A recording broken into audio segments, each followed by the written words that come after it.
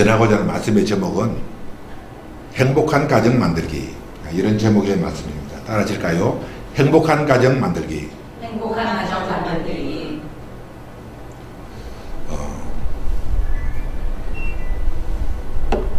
당신은 행복합니까? 당신의 가정은 과연 행복합니까? 이렇게 질문한다면 그 질문 앞에 네, 그렇죠. 나는 행복하고 내 가정은 행복합니다. 라고 자신있게 말할 사람은 그렇게 많지 않을 것입니다. 모든 사람은, 대부분의 사람들은 삶의 고통을 느끼고 또 삶의 불행을 느끼며 이 세상을 산다는 거죠. 그럼 어떻게 하면 하나님이 우리에게 주시는 그 행복을 내가 누리며 이 땅을 살 수 있는가? 어떻게 하면 내가 행복한 생애를 살고 내 가정을 행복하게 만들 수 있는 그런 사람이 될까? 한번 우리 생각해 봐야 한다는 거죠. 근데 행복한 가정에는 행복한 사람은 저절로 찾아오는 것이 아니라 어떤 원리가 있는 거죠. 원리. 프린시플. 이 원리가 있다는 거죠. 그 원리대로 살아갈 때 행복은 찾아오게 되고 내 가정은 행복한 가정으로 세워진다는 사실이에요.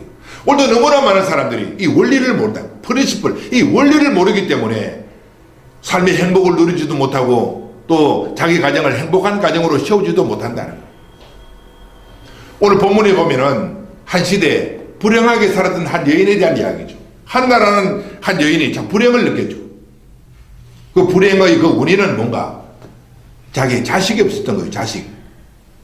그리고 자식이 없는 것을 약점으로 삼아서 그를 괴롭히는 주변에 원수가 있었기 때문에 이 여인은 불행했던 거예요. 고통스러웠던 거예요.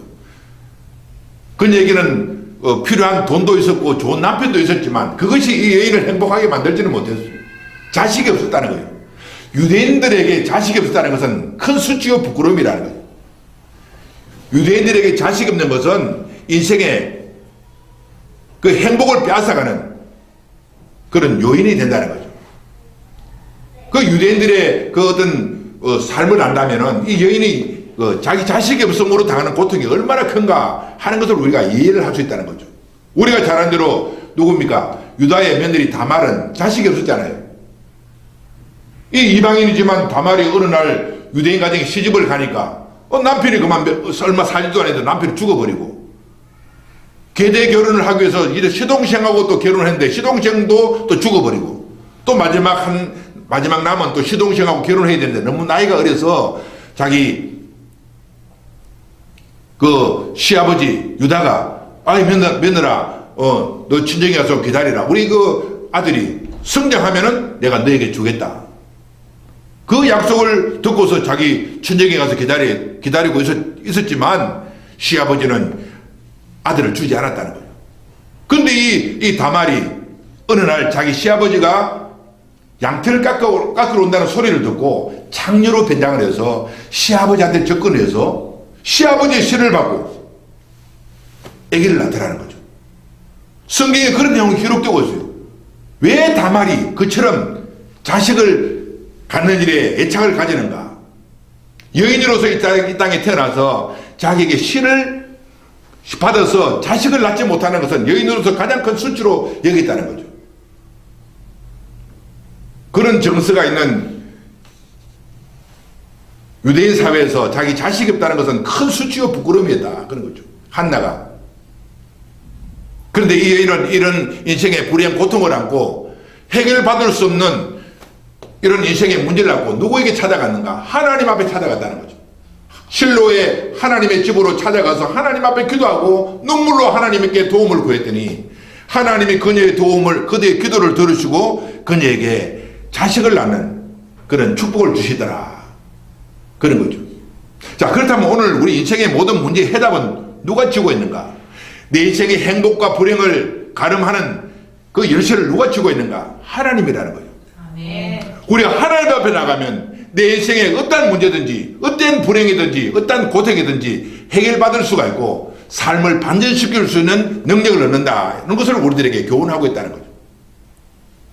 오늘도 너무나 많은 사람들이 이 사실을 알지 못하는 거죠. 하나님 없이도 나는 행복할 수가 있다. 하나님 없이도 얼마든지 나는 축복된 삶을 살 수 있다고 자만하고 살아가는 거죠. 그렇지 않다는 거죠. 오늘 이 한나가 자식이 없는 것은 하나님의 은총, 하나님의 축복이 그녀에게 없었기 때문에 자녀가 없었다는 거죠. 하나님이 그녀의 태를 막으심으로 그녀에게 자식이 없었다. 성경 그렇게 말하고 있는 거죠. 자, 그렇다면 오늘 내 인생에 필요를 공급하시고 내 인생의 문제를 해결할 수 있는 능력은 하나님만이 가지고 계신다는 사실을 알아야 합니다. 아멘. 하나님과의 관계가 해결되면 내 인생의 모든 문제는 해결이 된다는 거죠. 아멘. 그럼에도 불구하고 많은 사람들이 하나님과의 관계에서 인생의 문제를 해결하려고 생각하지 않고 인간적인 노력으로 발버둥 치고 애를 써 보지만 자기 인생의 문제는 해결이 되지 않더라. 그런 말이에요. 자, 오늘은 한때 불행에 빠져서 고통당했던 이 한나가 어떻게 자기 인생의 불행을 밀어내고 하나님이 주는 행복을 누리면서 살아갔는가. 거기에 대해서 한번 살펴보고 우리가 은혜 나누고자 하는 것입니다. 첫째로 우리의 삶의 불행은 하나님을 향한 예배를 통해서 해결된다는 사실이에요. 따라하실까요? 나에게 찾아오는 불행은 나에게 찾아오는 불행, 하나님께 드리는 예배로 하나님께 드리는 예배 해결받을 수가 있습니다. 해결받을 수 있습니다. 한나는 자식이 없는 그런 고통이 있었고 자식이 없다는 그 이유 때문에 버린다라고 하는 자기 남편의 첩으로부터 공격을 받고 비난을 받더라는 거죠. 그런 고통을 안고 이 여인이 행한 일은 뭔가? 하나님 앞에 나가서 하나님 앞에 예배드리는 삶을 게을리하지 않았다는 거죠. 오늘 우리가 드릴 하나님 앞에 드릴 이 예배가 그렇게 간단한 것이 아니라는 거죠. 나는 예배에 목숨을 걸고 있는가? 여러분 요한복음 4장에 보면은 어느 날 예수님이 땅에 오셔서 니고데모라는 사람에게 하신 말씀이 있습니다. 하나님은 예배하는 자를 찾으시나니. 하나님 왜 예배하는 자를 찾으실까요? 그거를 축복하기 위해서.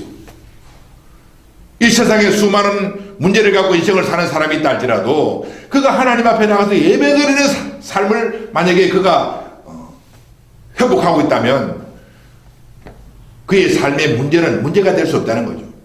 예배를 통해서 내 인생의 모든 문제를 해결받을 수 있다는 사실을 성경은 말하고 있어요. 근데 사람은 아유 교회 나가서 예배 드려본들 뭐 하나님이 나에게 뭐 특별한 은혜 주시는 것도 없고 문제 해결되는 것도 없습니다 라고 말하는 사람들도 물론 있다는 거죠. 근데 과연 당신이 드리는 그 예배가 하나님이 보실 때 기뻐하는 신령과 진리로 드리는 예배인가? 참 예배인가? 당신은 참 예배자로 이 땅을 살아가는가? 한번 자기 자신에게 자문을 해봐야 하는 거예요.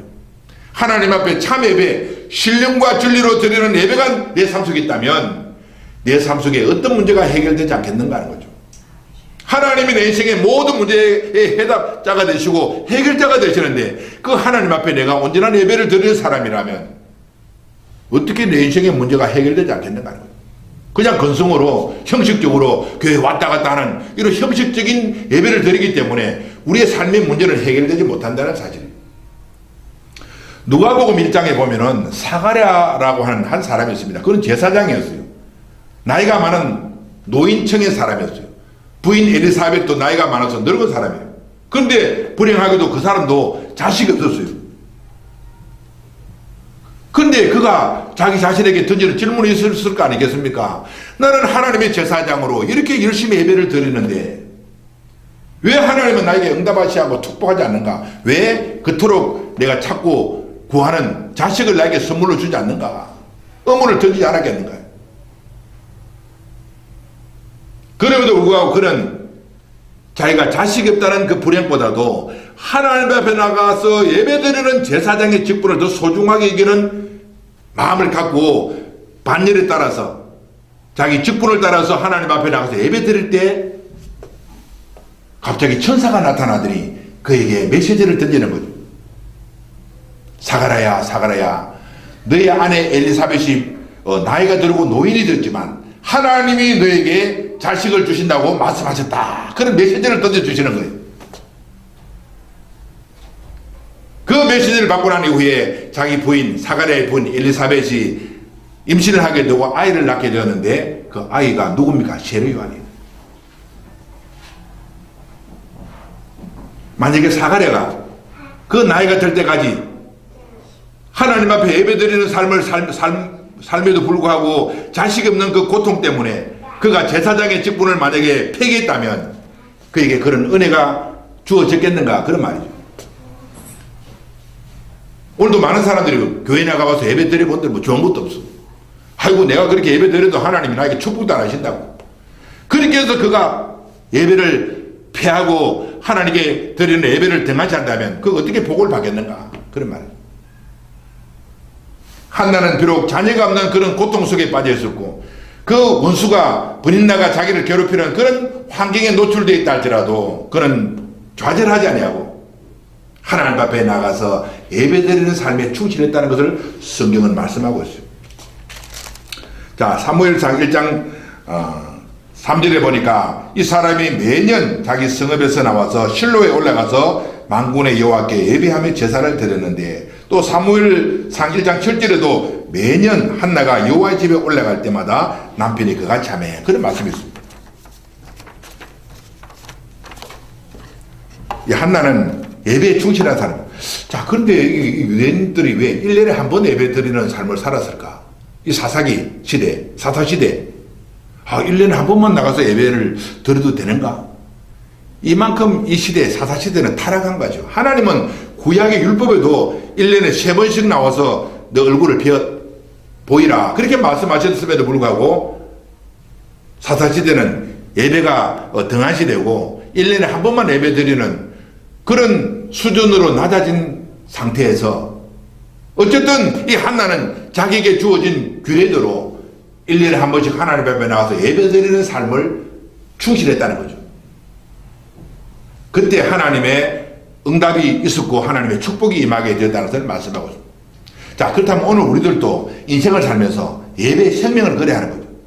내가 어떤 하나님 앞에 응답을 받기 위해서 예배 드리는 것이 아니라 내가 나를 구원하신 예배는 뭡니까? 예배는 십자가가 있단 말이에요. 예배는 나를 위해서 피 흘리고 죽으신 예수님이 있기 때문에 그 사랑, 피 흘려서 나를 구원하신 그 주님에 대한 사랑으로 우리 하나님 앞에 예배 드려야 하는 거예요. 나를 구원하신 그분에 대한 사랑을 가지고 예배 드리는 삶을 살아갈 때 하나님은 그 예배자들을 보시고 기뻐하시고 그에게 은혜를 주신다는 것을 말하고 있습니다. 아멘. 우리 이 땅을 살 동안에 우리의 생명을 거래할 것이 뭐가 있는 거예요? 무엇이 우리의 생명을 거래하겠어요? 돈 버는 일에?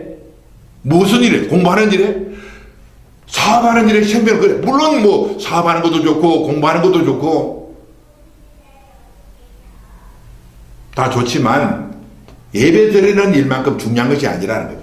우리 예배의 생명을 거래하는 거죠. 하나님이 그런 사람을 축복하시는 거죠. 참다운 예배자들을 하나님은 소홀히 대하시는 법이 없다는 거죠. 우리가 이 세상을 살 동안에 한나처럼 규칙적인 예배 생활, 하나님 앞에 신령과 진리로 드리는 예배 생활을 했을 때 내 인생의 불행은 떠나가게 되고 하나님이 예배하시는 행복이 우리들에게 찾아온다는 사실. 아멘.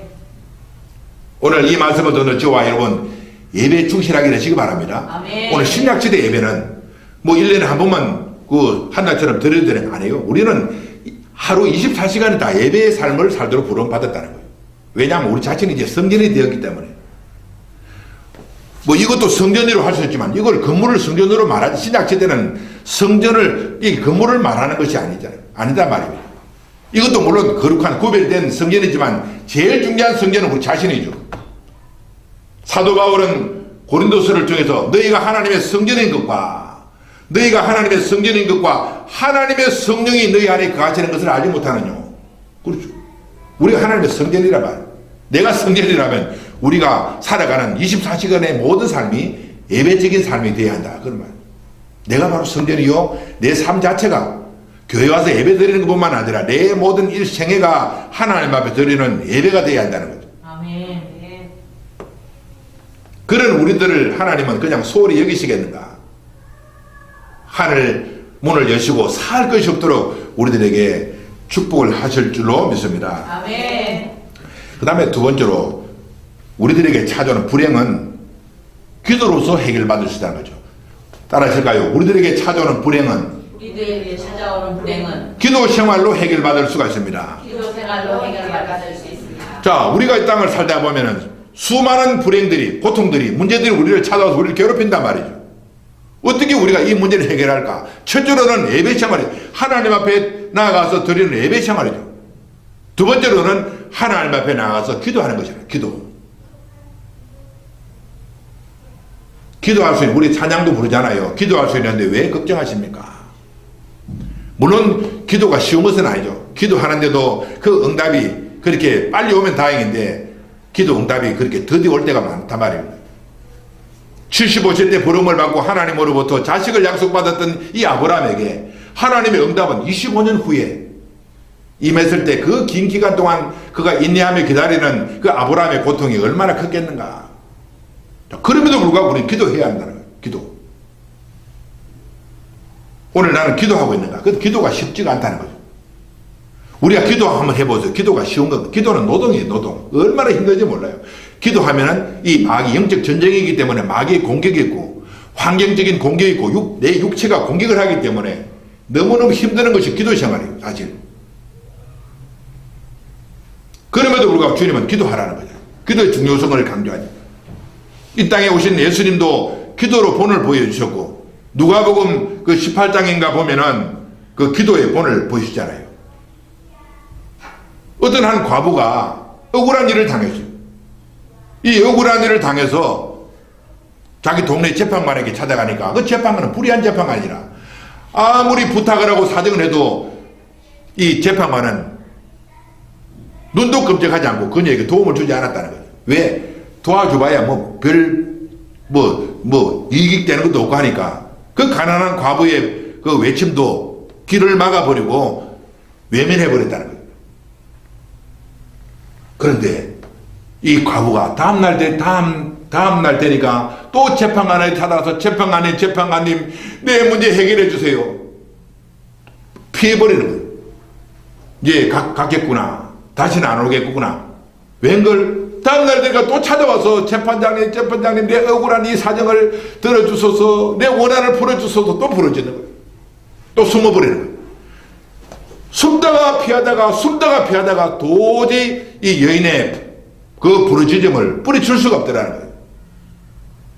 그래서 하루는 불러서 여인에게 무슨 사정이요?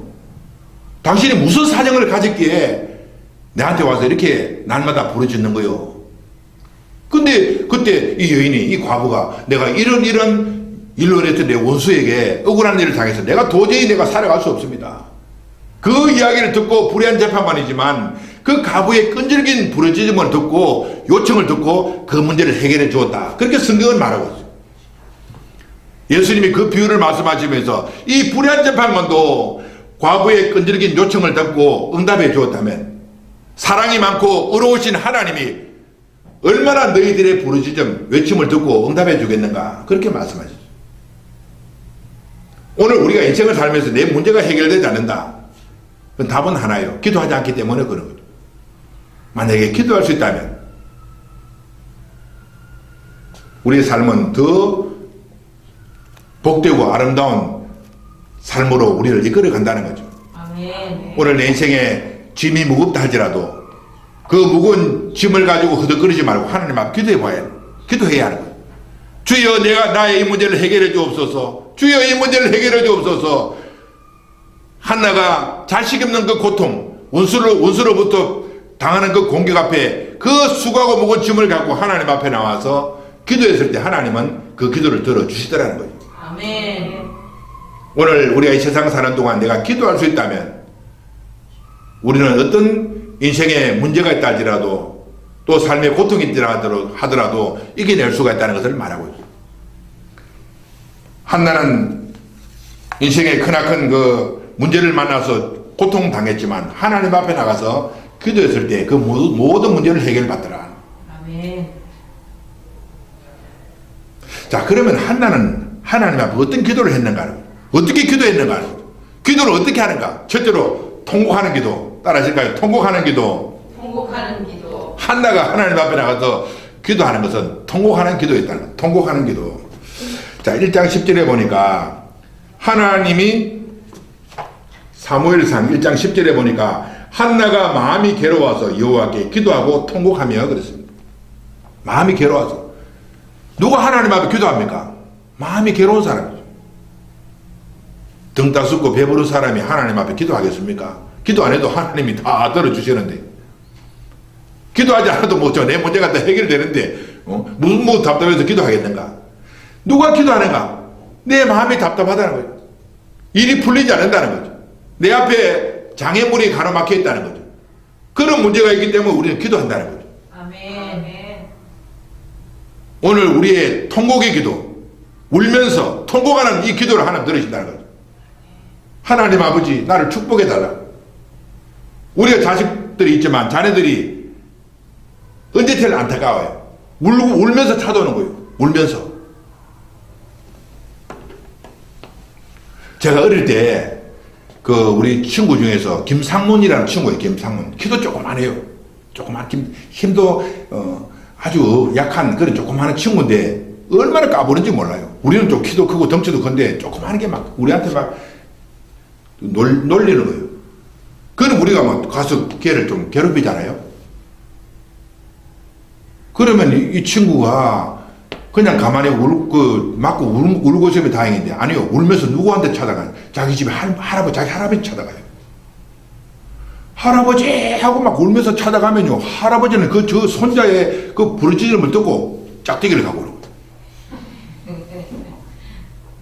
와서 누구냐 하면서 그 막대기로 막 무지막지하게 때리는데, 와, 얼마나 참 사납게 때리는지 몰라요.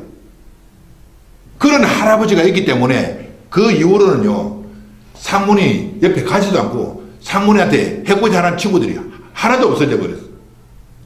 왜냐면 쟤한테 해코지 하면은 저 배우의 할아버지가 있어서 짝대기가 우리한테 날아올 것이라 그렇게 생각하고.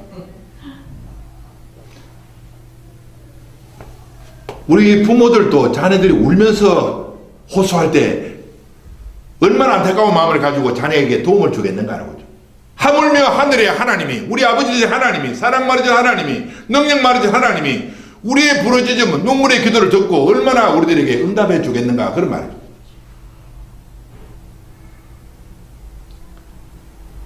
한나는 자녀가 없는 고통, 불인나로 인한 그 고통으로 신음하다가 하나님 앞에 나가서 통곡하면서 하나님 앞에 기도했을 때 하나님은 한나의 기도를 들으시고 응답해 주셨습니다. 아멘. 오늘 우리들도 통곡하는 기도 하나님 앞에 울면서 하나님 아버지 도와주셔야 됩니다. 하나님 아버지 이 문제를 해결해 주세요. 통곡하면서 울면서 기도하면 하나님은 반드시 우리들의 기도를 들으실 줄로 믿습니다. 아멘. 창세기 21장에 보면은 아브라함의 집에 아브라함의 첩 누굽니까? 하갈과 이스마엘이 있잖아요.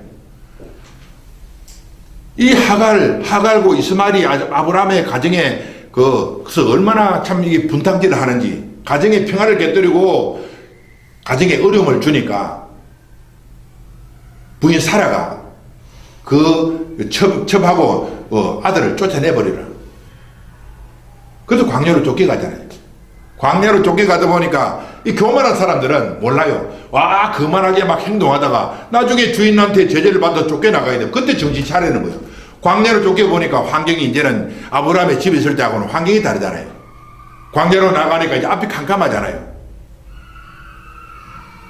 그때 이 여종 하갈과 이스마엘은 광야로 쫓겨가서 하는 일은 뭡니까? 둘이 울었다는 거예요. 광야로 쫓겨가서 슬피 울고 통곡하면서 하나님 앞에 울고 통곡했을 때 하나님이 그 소리를 들으신 거예요. 그래서 하나님이 하나님의 사자를 보내어서 그를 위로하시는 장면이 창세기 21장에 기록되고 있어요. 여기 보니까 가죽 부대에 물이 떨어진지라 그 자식을 관목 덤불 아래 두고 이르되 아이가 죽는 것을 참아보지 못하겠다 하고 화살 한바탕 그리 떨어져 마주 앉아 바라보며 소리내어 우니 하나님이 그 어린 아이의 소리를 들으셨으므로 하나님의 사자가 하늘에서부터 하갈을 불러 이르시되 하갈아 무슨 일이냐 두려워하지 말라 하나님이 저기 있는 아이의 소리를 들으셨나니 일어나 아이를 일으켜 내 손으로 붙들라 그가 큰 민족을 이루게 하리라 하시니라 그러잖아요. 하갈과 이스마엘은 참 믿음의 가정에서 태어난 사람이라 할지라도 좀 질이 더 떨어진 사람이지 않아요. 하갈과 이스마엘은 요즘 교회 생활로 말하면 교회 생활 하는 사람들 치고도 아주 수준 낮은 사람입니다. 그럼에도 불구하고 그들의 울부짖음, 그들의 하소연, 그들의 눈물을 하나님이 들으셨다는 거죠. 그리고 그들을 축복해 주셨다는 사실이에요. 하갈과 이스마엘을 축복하시는 하나님이 사라와 이 상의 반열에 서 있는 우리들을 얼마나 더 축복해 주시겠는가. 서자도 그렇게 축복하시는데 본아들, 하나님의 본아들과 같은 우리들을 얼마나 하나님 축복해 주시겠는가, 그런 말이죠. 아멘. 두 번째로 한나의 기도는 서원기도라는 거죠. 따라할게요. 서원기도. 서원기도. 한나는 자식이 없었는데 하나님 앞에 어떤 기도였는가? 하나님 아버지, 나는 자식이 없어서 고통당하고 있습니다. 하나님이 만약에 축복하셔서, 나를 축복하셔서 자녀를 있게 하신다면 그 자녀를 나는 하나님 앞에 드리고 그 아이의 머리에 삭도를 대지 않겠습니다. 그렇게 서원한 거죠. 삭도라는 것은 뭡니까? 머리에 칼을 대지 않겠다는 거죠. 머리를 자르지 않겠다는 거죠. 그 서원기를 들으시고 하나님은 이 한나에게 복을 주셨다, 응답하셨다는 거죠. 자, 그렇다면 오늘 우리는 우리의 기도가 어떻게 하는가? 서원기도가 필요해요. 서원기도. 서원기도는 능력이 있다는 거예요. 하나님, 내가 이 문제 때문에 고통을 당하고 있습니다. 하나님이 만약에 이 문제를 해결해 주신다면 나는 이렇게 하나님의 은혜에 보답하겠습니다. 그것이 서원기도죠. 근데 나중에 서원해놓고 서원을 이행하는 그 자신이 없다면 하지 말아야 돼요. 어떤 분들은 막 그냥 하나님이 나를 축복해 주신다면 하나님 앞에 내가 헌금을 1억이나 드리겠습니다. 내 집을 팔아 드리겠습니다. 그렇게 많은 사람이, 옛날에 그런 사람 많이 봤어요.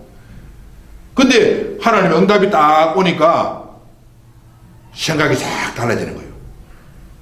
화장실에 갈 때의 마음과 올 때의 마음이 달라지는 거예요. 목이 마를 때 하고 목이 해갈되고 난 후에 마음이 달라지는 거예요. 사람의 마음이 이렇게 간사한 거예요. 어쨌든 우리가 서원을 하는 것이 신앙적이죠. 하나님, 내가 지금 너무 어렵습니다. 이 문제를 해결해 주신다면 나는 이렇게 하나님 앞에 내가 보답하겠습니다. 그 약속대로 하나님은 그 서원기도를 들으시고 한나에게 자식을 주셨는데 그 자식이 너무너무 귀한 자식이라 사무엘을 주셨단 말이에요. 그럼 어떻게 합니까? 사무엘을 어떻게 했습니까? 한나는 그 사무엘을 데려다가 하나님의 성전에 보내어서 제사장이 되도록 하나님께 드리더라는 거죠. 그런데 그 약속을 지키고 나니까 하나님은 한나에게 몇 갑절 더 주셨다고요? 나중에 자식을 5갑절이나 더 주셨어요. 내가 서원해서 그 서원을 이행하면 손해보는 것 같아도 그렇잖아요. 서원하는 것을 하나님 더 기뻐하시고 그에게 더 복의 복을 더해 주신다는 사실이에요. 아멘. 오늘 우리 서원해본 서원. 하나님, 정말 내가 이렇게 힘들고 어렵습니다. 내가 이 문제를 하나님 해결해 주신다면 내가 이렇게 하나님께 보답하겠습니다. 그 서원 기도는 능력이 있어요. 능력. 머리에 또 삭도를 대지 않겠다는 것은 삭도. 머리에 삭도를 대지 머리를 길게 하겠다는 것은 뭡니까? 나시린이 되게 한다는 거예요. 나시린은 뭡니까? 경건하고 거룩한 아이를 말하는 거죠. 나시린 서원이 있잖아요. 포도주나 독주를 마시지 않고 시체를 만지지 않고 세속적인 그런 가치관을 떨쳐버리고 거룩하게 사는 사람들이 나시린 서원이죠. 하나님이 나에게 자식을 주면은 내 자식을 하나님 앞에 드릴 뿐만 아니라 그 자식이 나시린이 되게 하겠다는 거죠. 하나님이 그 기도를 들으시고 얼마나 참 기뻐하셨겠는가. 어쨌든 우리가 오늘 또 하나님 앞에 기도할 때 서원기도 해야 되는 서원기도. 하나님의 이런 문제가 있습니다. 저런 문제가 있습니다. 이 문제를 해결해 주신다면 내가 이렇게 하겠습니다. 그 다음에 세 번째로 한나의 기도는 오랜 기도. 따라하실까요? 오랜 기도. 한나는 하나님 앞에 나가서 기도할 때 오랜 시간을 기도했다는 거예요. 오랜 시간. 그 기도의 그 진정성, 그 기도의 진실성을 어떻게 알 수 있는가? 그 사람의 기도가 과연 그 진실성 있는 거는 오래 기도하는가 아닌가를 보면 안다는 거예요. 잠시 그냥 참새에 오줌 누듯이 그냥 잠시 기도하고 딱 돌아서는 이런 기도는 하나님이 신뢰를 안 하시는 오랜 기도. 한나는 오랫동안 기도했다는 거예요. 자, 사무엘상 1장 12절에 그가 여호와 앞에 오래 기도하는 동안에 엘리가 그의 입을 주목한 적 한나가 속으로 말하매. 오래 기도, 오랜 기도. 긴 시간의 기도 말입니다.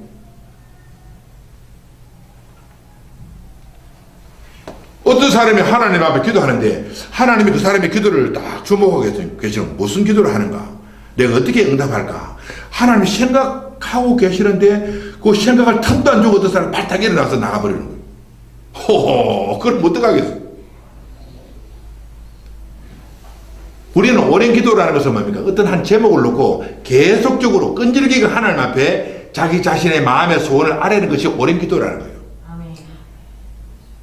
오늘 이렇게 기도했다가 내일 보면 엉뚱한 기도하고 내일은 또 다른 기도하고 내가 저 사람에게 어떤 응답을 해줘야 될까? 하나님도 헷갈리시는 거예요. 오랜 기도라는 것은 뭡니까? 어떤 한 제목을 갖고 끈질기게 그 제목을 놓고 기도하는 거죠. 이 오랜 기도, 한나는 오랜 기도를 했다는 기도 제목이 오랜 기도라는 것은 오직 한 제목이죠. 뭡니까? 하나님 나에게 아들이 필요합니다. 하나님 나에게 아들을 주십시오. 이 제목 하나를 가지고 오랜 기도했다는 거예요.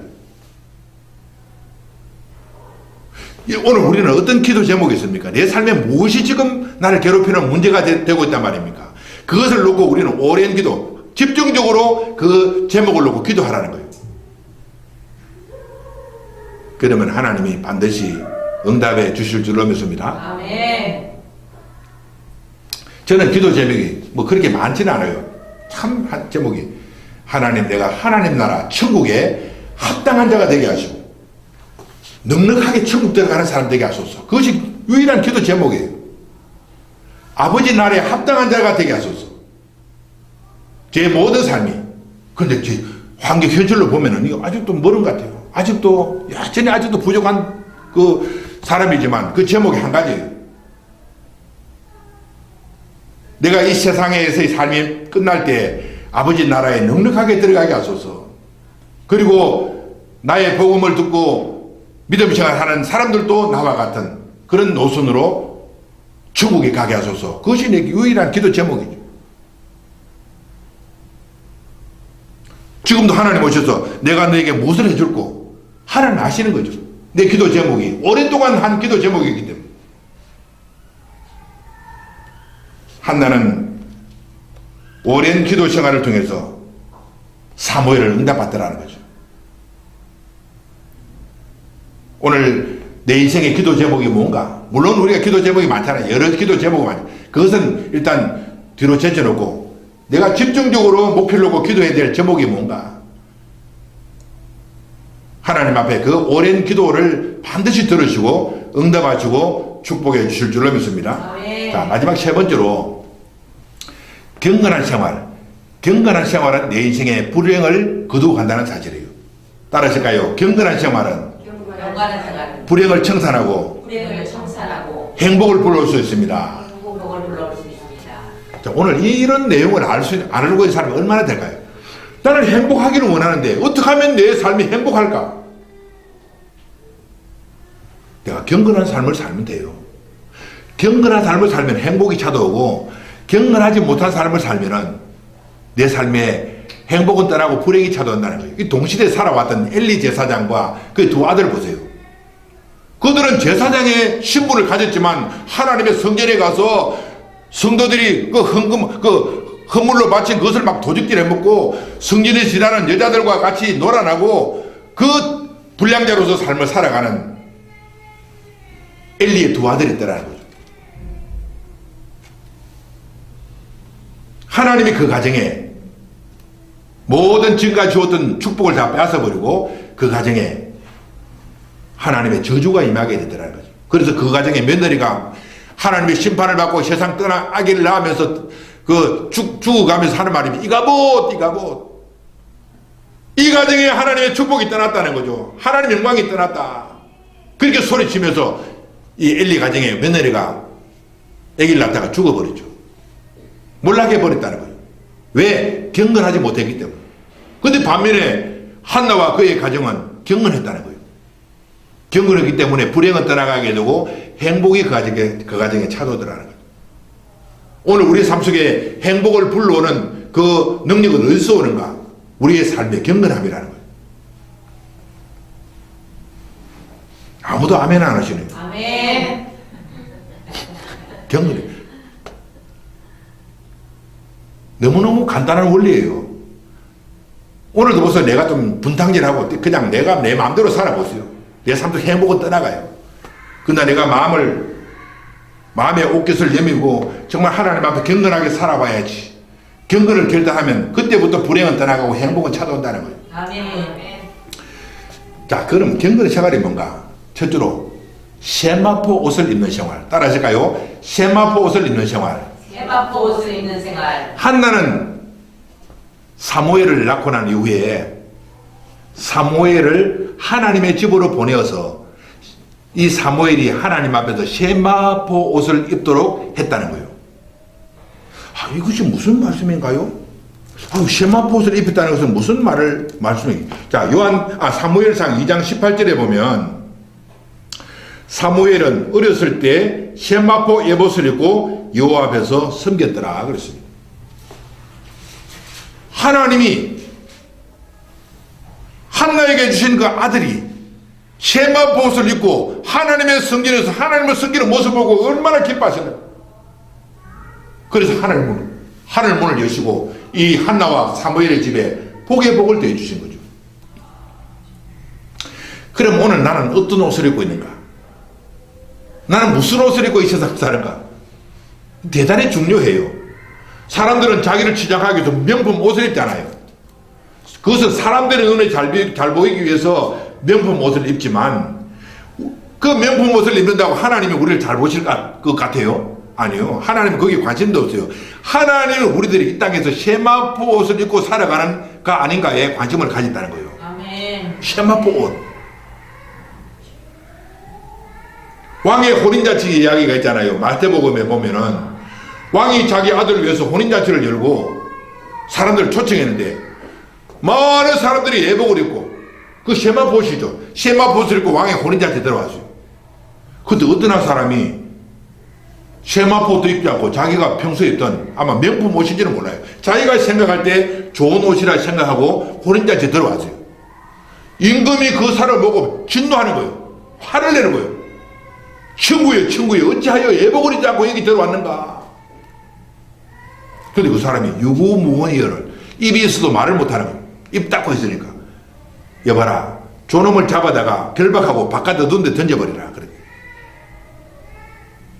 그 왕은 바로 하나님을 말하는 것이고 그 예복을 입지 않은 사람은 이 세상에서 하나님의 뜻대로 경건하게 살지 않는 사람을 상징하는 거죠. 오늘 우리가 이 세상 살면서 세마포 옷을 입어야 하는 거예요. 그러면 세마포 옷을 입는다는 것은 무엇을 말하는가? 무엇이 세마포 옷인가? 여러분 세마포 옷을 보세요. 옷을 보면 그 옷이 아름답고 아름답잖아요. 세마포 옷을 입는다는 것은 내가 변화되어서 삶의 행실이 아름답게 나타나는 것을 표현하는 거예요. 성경에서 어떻게 말하고 있는가? 자, 요한계시록 19장 8절에 보니까 그에게 빛나고 깨끗한 세마포 옷을 입도록 허락하셨으니 이 세마포 옷은 성도들의 옳은 행실이라 그랬어요. 성경은 성경으로 풀어야죠. 우리가 입어야 할 세마포 옷은 성도들의 옳은 행실이라. 그럼 어떻게 하는가? 내가 옳은 행실을 갖기 위해서 어떻게 하는? 내가 노력하고 애쓰고? 그게 아니라 예수를 믿어서 그분의 은혜로 내가 변화돼야 한다 그 말이죠.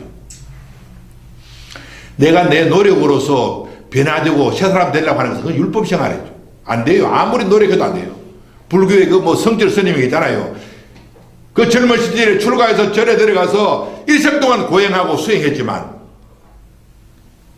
그 인생의 결과는 무엇입니까? 이 성질 스님이 죽을 때 내 앞에 지옥이 기다리고 있다 그렇게 말했죠. 내 죄가 저 수미산보다 높다고 그렇게 고백을 했어요. 사람의 노력으로 사람의 발버둥으로는 절대로 자기 자신을 거룩하게 만들지 못한다는 사실을 알아야 돼요. 안 돼요. 우리 오직 믿음으로 십자가에서 나를 위해서 피 흘리고 죽으신 예수님을 믿음으로 또 그 십자가에서 내 옛사람이 죄를 줄 수밖에 없는 우리 옛사람이 예수와 함께 못 박혀 죽었다는 것을 믿음으로 우리는 거룩해질 수 있다는 거예요. 오직 믿음으로죠. 저 십자가 보면 누가 달려있어요? 십자가에 누가 달려있어요? 예수님 또 나. 오늘 많은 사람들이 예수 십자가 보면 예수님만 저기 예수님이 달려 죽으신 것도 아니에요? 그런데 저 십자가에 내 자신의 옛사람도 같이 예수님과 못 박혀 죽었다는 것을 알고 믿는 사람이란 그 사람은 진실한 그리스도인이에요. 천국 들어갈 사람이에요. 삶의 변화가 일어나요. 오늘 너무나 많은 사람들이 교회가 뭡니까? 예수의 죽음, 예수님 피 흘려서 죽었기 때문에 우리 모든 죄를 거두가셨다.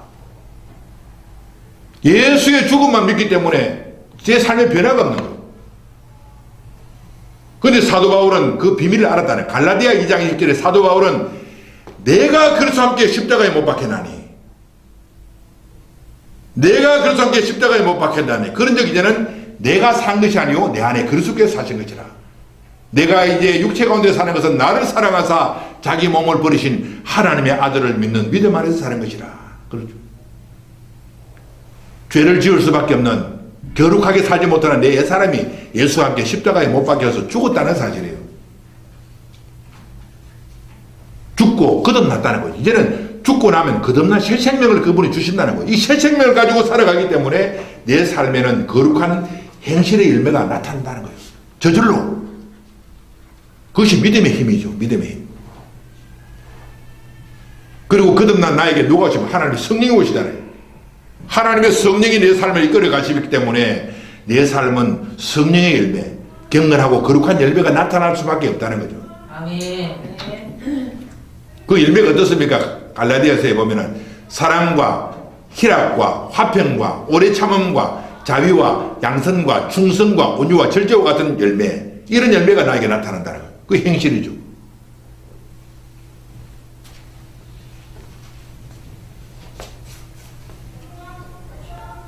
세마포스를 넣는 삶, 이것이 한나와 그 가정의 삶이더라는 거죠. 두 번째로는 여호와의 궤 앞에 사는 생활. 따라하실까요?